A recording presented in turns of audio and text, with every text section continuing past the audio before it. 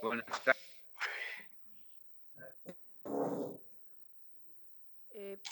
Que ya hemos abordado ya en otras circunstancias, con otras leyes anteriores, y a lo mejor resulta redundante algunas de las cosas que vamos a decir, pero a mí me parece que es necesario recordarlas. En primer lugar, quiero decirle que vuelvo a hablar como un orgulloso militante, no solamente un orgulloso militante como se nos dijo acá, sino además un orgulloso militante de un pensamiento que a lo largo de la historia de la Argentina ha sido precisamente esa política, ese pensamiento, el que ha desendeudado a la Argentina, no la que lo ha endeudado.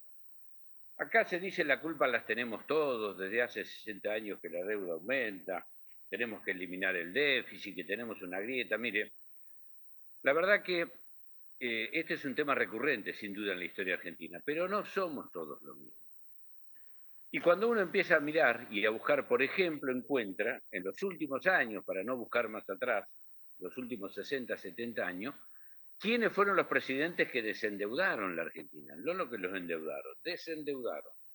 Bueno, empezando con Perón, como ya se mencionó aquí, lo dijo el senador Rodríguez Saz, Irigoyen también bajó la deuda, y Lía, ese gobernador radical al que acusaban de lento y que, bueno, lo terminaron derrocando un golpe militar precisamente por algunas políticas que aplicaba y además porque estaba dando elecciones libres que podía ganar el peronismo. Entonces, obviamente, había que destituirlo y así lo hicieron.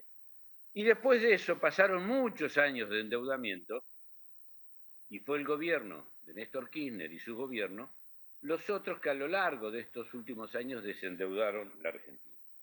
De manera, no somos todos iguales, ni todos tenemos la misma responsabilidad. Y me voy a recordar algunas cifras para que todos los tengamos presentes. Aproximadamente, durante la gestión del 2003 al 2015, el ahorro que se hizo fueron de 45.000 millones de dólares. ¿Y qué significa esto? Entre el pago al Fondo Monetario Internacional, usted recordará unos 1.500 millones de dólares que apenas 2 años de iniciada su gestión hizo Néstor Kirchner, los 27.000 millones de dólares que se redujo la deuda en el primer acuerdo en el 2005, cuando hubo un 76% de aceptación. Los 4.500 aproximadamente millones de dólares que se ahorraron con la segunda aceptación que ya fue durante su gestión en el 2010. Y aproximadamente 1.000 millones de dólares que se ahorraron de intereses por el pago ese que se hizo al Fondo Monetario Internacional. Mire, estaba la contradicción de que nosotros teníamos fondos, el Banco Central tenía fondos depositados en bancos europeos, con los cuales le daban el 0,1, 0,2 de interés. Y resulta que al fondo le pagábamos tasas del 4, el 5%. La verdad, hacíamos la cuenta de los pavos. ¿Esto a qué viene? Que reitero, no todos fuimos lo mismo, no todos hicimos lo mismo. En el 2003, cuando Néstor asumió la presidencia de la Nación, la deuda total, la deuda externa que teníamos, superaba el 166, 170% del PBI. Cuando nosotros nos fuimos del gobierno, cuando usted dejó el gobierno en diciembre del 2015, la deuda total llegaba al 42, 43%, del cual solamente el 14% era deuda en dólares. ¿Qué pasó en estos 5 años o en estos 4 años? Bueno, lo que pasó que de ese 44% llegó casi al 90% del PBI. Pero de ese 13% que era la deuda en dólares, hoy la deuda en dólares representa el 70% de la deuda total. ¿Qué es lo que hicieron estos genios de la economía, este mejor equipo? Acá se habla mucho del déficit fiscal, obviamente, que hay que tratar de no gobernar con déficit fiscal, obviamente. En cada familia uno también lo ve y lo siente eso. Pero lo que no se puede hacer y que este gobierno anterior realizó es buscar dólares para financiar déficit fiscal en pesos.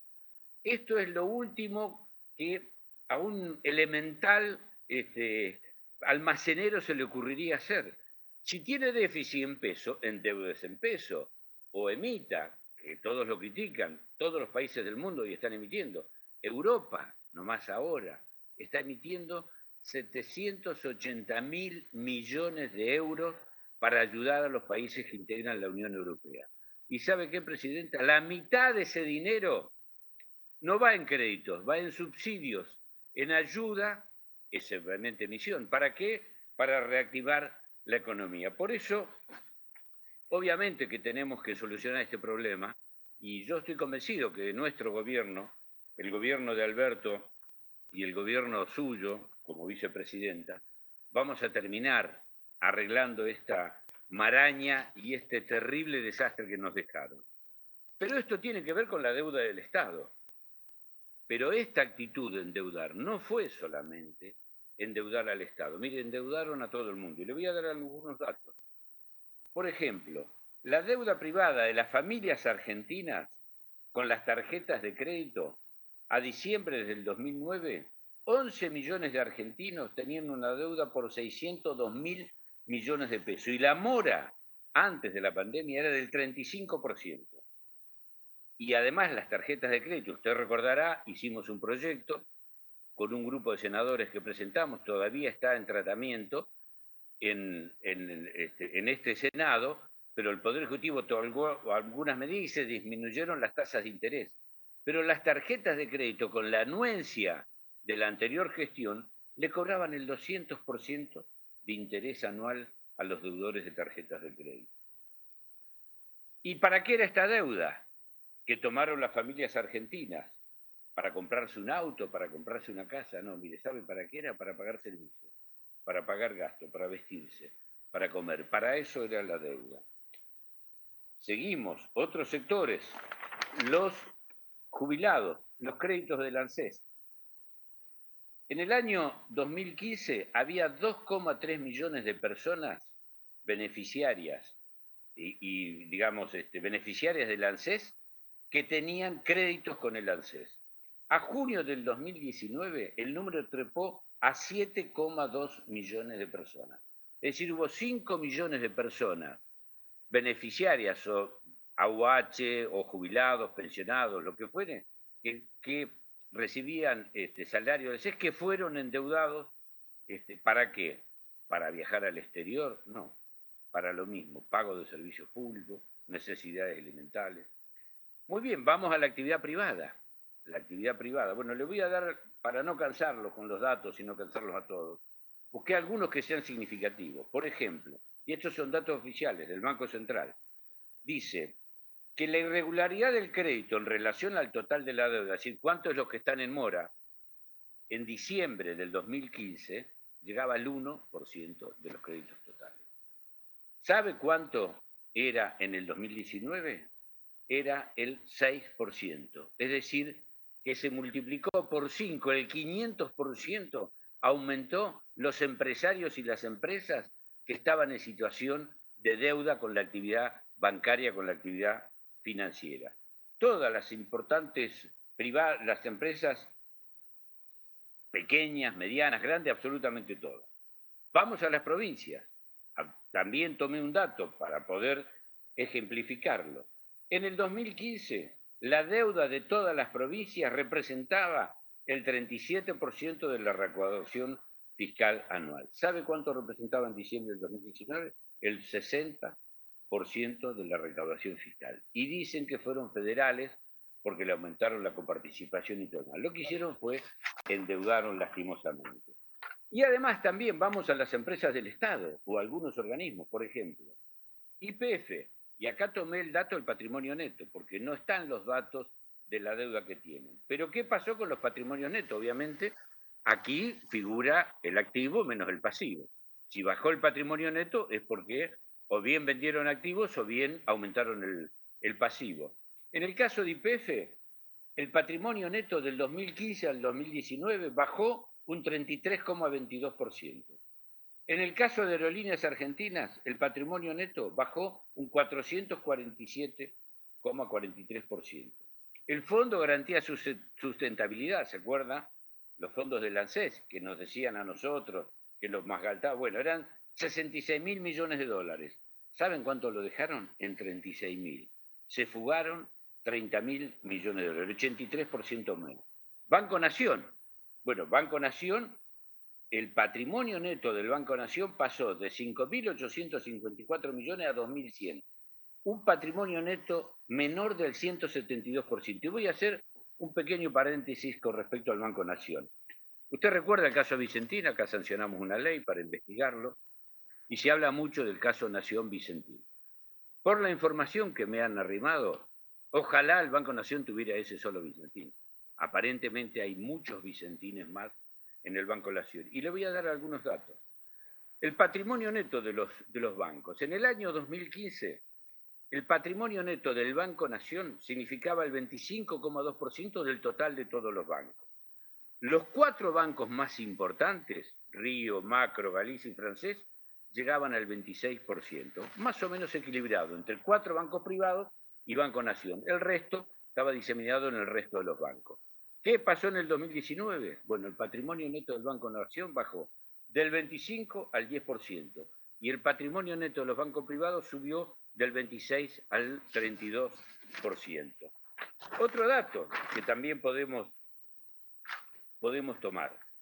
Los activos de los bancos, es decir, los activos son la plata que tiene, menos los créditos, cobrables obviamente, y se toma precisamente cuáles son los activos en proporción a todos los activos del sistema financiero. El Banco Nación representaba los activos que tenían el 28,3% del total de activos financieros de todo el sistema. ¿Qué pasó en el 2015? Los 4 bancos estos que habíamos mencionado tenían el 26%. ¿Qué pasó en el 2019? Bueno, el Banco Nación bajó del 28 al 20 y los 4 grandes bancos estos pasaron del 26 al 33%. ¿Y sabe cómo hicieron para hacer esto? Para destruir también el Banco Nación, como destruyeron el Fondo Garantía, como destruyeron YPF y todo lo demás. Bueno, en el caso del Banco Nación, le dieron un retiro voluntario a aproximadamente 500 empleados de línea del Banco Nación de larga historia. Lo limpiaron. ¿Para qué? Para que todos los créditos que daban, como esto ahora vio del WhatsApp, que hemos visto el otro día, ¿sí? Dale el crédito de 10 palos, ahora le daba orden el secretario privado. Obviamente el Banco Nación tiene una estructura gerencial de historia que no es fácil llevarlos por delante. ¿Qué es lo que hicieron? Lo sacaron a todos, les dieron retiro voluntario y pusieron funcionarios de ellos. ¿Qué es lo que pasó durante estos años? ¿Qué pagamos? A los que tienen retiro voluntario les seguimos pagando el sueldo y además pusieron todos estos nuevos funcionarios en esos cargos para hacer este desmadre y para hacer este desastre que han hecho de la Argentina. Es decir, no solamente, señora Presidente, endeudaron al Estado, endeudaron a las provincias, destruyeron la economía de las empresas, también endeudaron a las familias, a todas las familias argentinas, a los jubilados, absolutamente a todo el mundo. Por eso, cuando aquí se menciona que es necesario cerrar la grieta, sí, claro, tenemos que cerrar la grieta del endeudamiento, pero no ahora, cuando hay que pagar y viene muy bien, paguemos. Claro, vamos a ser nosotros. Qué casualidad, ¿no? Los que nos toca pagar son los que precisamente nos acusan algunos de déficit fiscal, de ser populistas y todo lo demás. Mire, le voy a dar otro dato, porque además de eso que ya dije, de la rueda que habíamos bajado, nos acusan a nosotros, ¿no? De ser populistas y todo lo demás. ¿Sabe cuánto se pagó durante el gobierno de Néstor Kirchner y durante su gobierno en los 12 años de gestión? La verdad que son cifras que asustan, ¿eh? Me parece que pagamos demasiado, 190.000 millones de dólares, de los cuales 100.000 fueron en dólares y 90.000 en pesos. Eso es todo lo que pagó durante el gobierno. Y además hizo un plan de obra pública de 100.000 millones de dólares. ¿Y cómo llegamos al final de la gestión? Con uno de los índices más bajos de deuda. Tengo que redondear, redondeo. Presidenta, la verdad, en buena hora que apoyan, sinceramente les digo con toda humildad, es lo menos que pueden hacer.